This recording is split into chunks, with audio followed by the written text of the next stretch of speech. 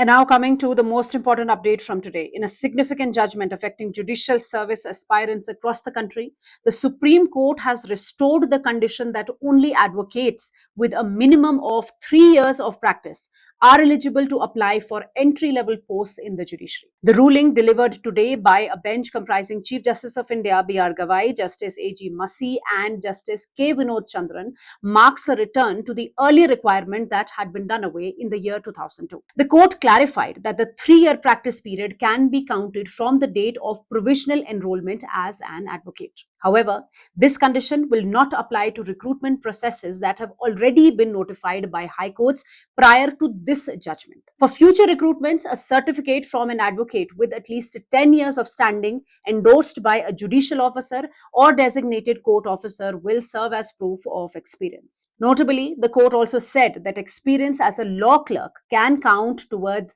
fulfilling the practice requirement. The judgment came in response to widespread concerns that allowing fresh law graduates to directly enter the judiciary without any court experience had led to ineffective administration of justice. The court termed the practice unsuccessful and problematic over the past 2 decades. It observed that judges deal with matters of life, liberty, and property from day one, and in such a scenario, theoretical knowledge acquired through law books or pre-service training is insufficient to meet the complex demands of the role. The bench agreed with the majority of the high courts and states that supported reinstatement of the practice condition, describing the earlier policy of direct recruitment of fresh graduates as not a successful experience. The case was heard in connection with the All India Judges Association, and the court had previously reserved judgment on 28th January this year. The bench also issued related directions regarding the limited departmental competitive exam, that is